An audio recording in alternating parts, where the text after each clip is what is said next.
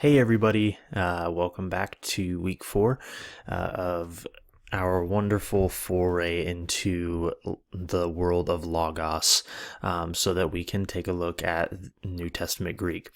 So this week we are looking primarily at finite verbs. Now, for those who might get tripped up just on that first phrase, finite is just in contrast to infinite.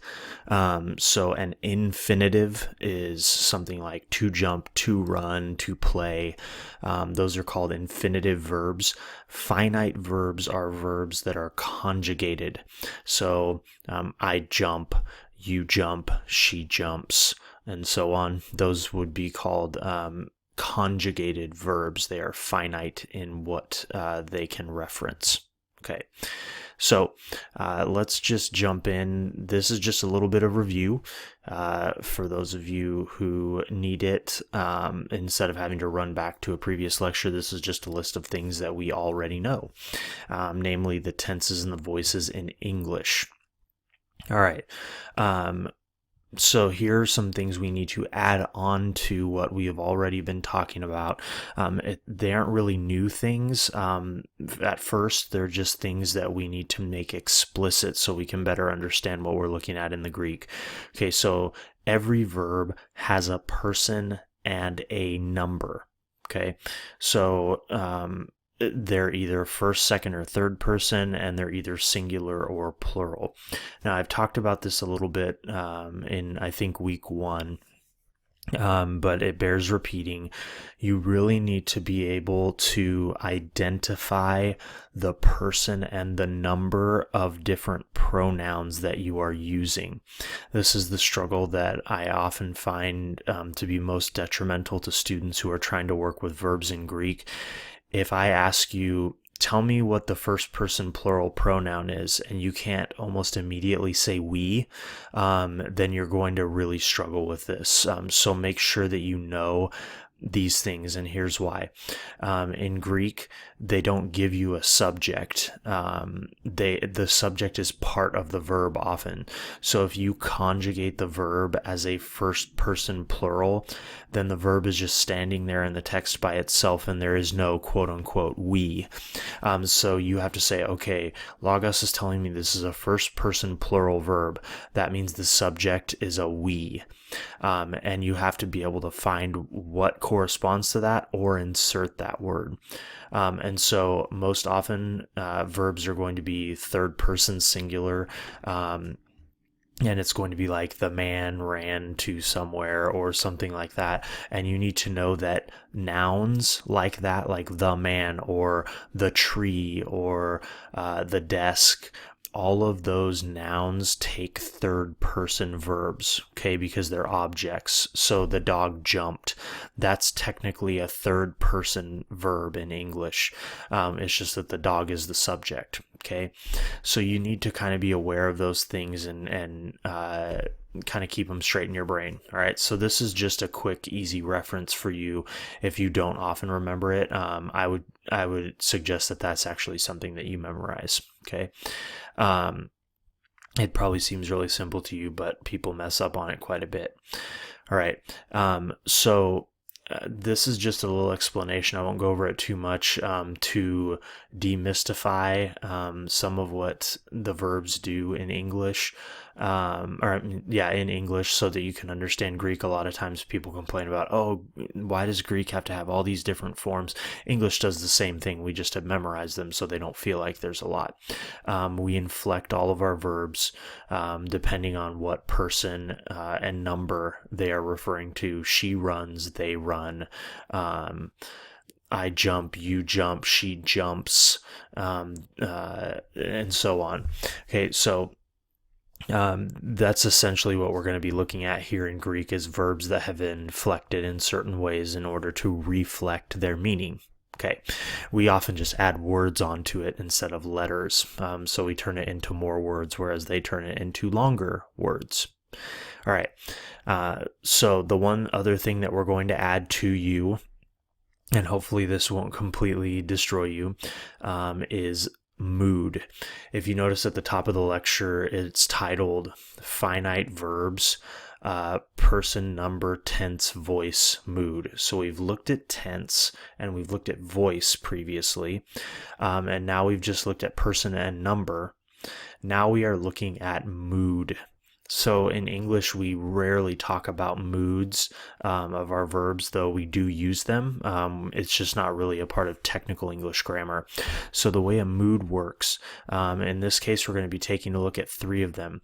Almost, I want to say it's like 80% of the verbs in the Greek New Testament are the indicative mood.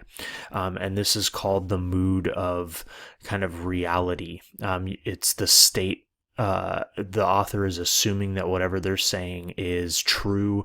They're stating a fact. This happened. That's the indicative mood. This is the mood that we most commonly use when we speak. The subjunctive mood kind of conveys an idea of something that is desirable or wanted, right? So it's conditional. It's not necessarily the case. Okay, so I might go to the store this afternoon would be in the subjunctive mood because you're stating a mood of what you desire to be the case, but might not necessarily come to fruition. I went to the store is indicative. I might go to the store is subjunctive. And then the other one, which is probably going to be the least difficult for all of you, the imperative mood, is just the mood of command. And in English, it's almost always expressed in the second person, singular or plural, without actually using the pronoun. Go to the store. That would be a command. You wouldn't say you go to the store. You could, but we often don't in English. So go to the store is imperative. I might go to the store is subjunctive. I went to the store, indicative. All right. So when you see, when you're looking at different verbs in your Greek New Testament, and they tell you that they're imperative or subjunctive or indicative, then now you know what that means, or at least you can come back here and see what it means. Okay. Let's jump then to what alterations now we have to make. Not alterations, but some subtle differences with what you have learned to what now you will be doing. Okay, so we are now going to be working with 6 tenses instead of 12, which probably sounds like good news, but ultimately isn't, because much like the genitives, there are plenty of different kinds of meaning that these verbs can have, regardless of the fact that they have half of the tense choices, okay? There's just a broader range of meaning in each tense now.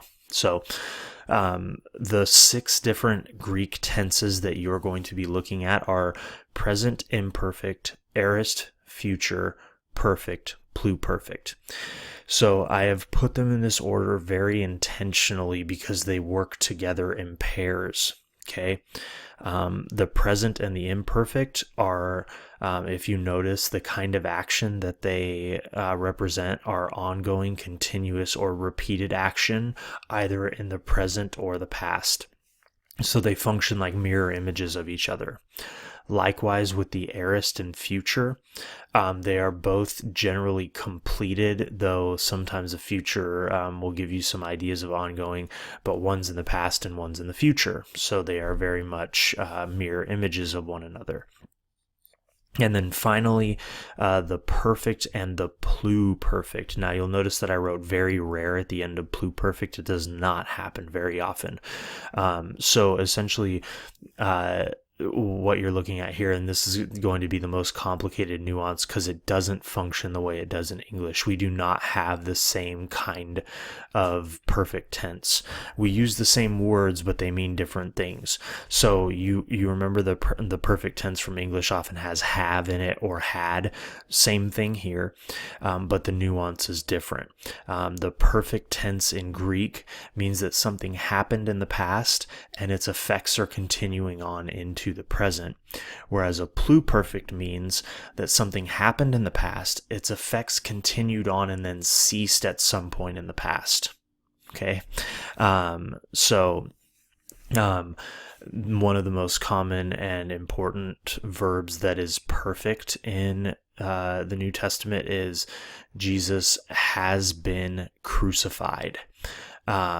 and the implication that Paul and the author of Revelation as well uses this, I think is trying to bring out is that Jesus has been and remains crucified, though he is also resurrected. In other words, the marks of his crucifixion have not disappeared. They are still a part of who he is.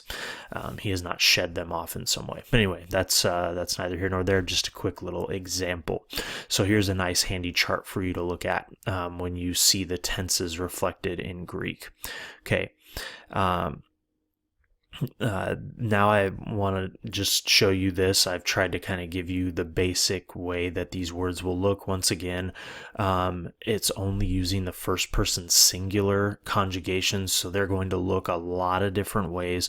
I suggest that as you're looking through and kind of seeing which tense is what, see how the translators are translating them so you can get a better idea of what they look like in different contexts. But here's basically how I want you to be thinking about these tenses in their most basic forms. I am saying is present. I was saying is imperfect. I said is aorist. I will say is future. I have said perfect. I had said pluperfect. Okay. Final little bit here that I want to go over are deponent verbs. Now we've gone over the middle voice in talking about English. The voices are going to function exactly the same. Active, middle, passive.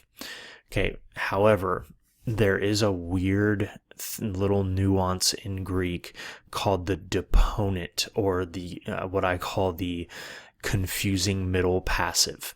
Sometimes you will look at a word and it will tell you it is first person singular, present, middle passive, indicative.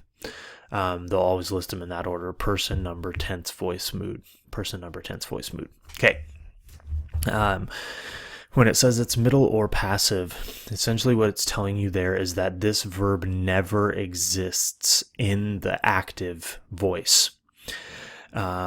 Now, a word that fits into this category, and it was actually in your homework last week, was become, in the second week, become. And I asked you to tell me what its voice was, and I think for the most part, people kind of vacillated all over the place. Oh, it's active, it's passive. I think a few people said middle. It is actually none of those things. It is what is called a deponent verb because it can never really be passive. You cannot passively become. You are always the active agent. And so here's how the Greeks dealt with this in language.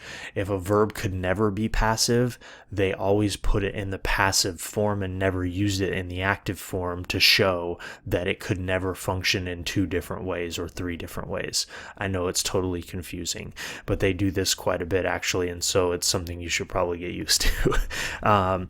So in other words, there are certain verbs that are always going to appear in what looks like a middle passive form, but they always function in an active way. And what I've done here is told you that when you look at a Greek verb and its lexical entry, which means the way it appears in the dictionary, has these three letters at the end, then it's a deponent verb. And so even though it says it's middle passive, it's actually functioning actively. Just is what it is, something that you need to memorize. Okay. And then we come to the summary. This is all you need to know. This is the chart. Okay. Person, number, tense, voice, mood. When I ask you what kind of verb you're looking at, these are all of your choices. Notice that at the end I put optative because that's technically a voice in the Greek New Testament, but it's not something you're going to really see. It's all the no, you don't need to know it. Won't even bother. Okay, so it's just there for completion's sake, but you won't necessarily need to use it. Okay, so this is what you'll be looking at when you are working with the verbs in the Greek New Testament. I hope you have fun creating some visual filters and analyzing the Greek language. See you later in the week.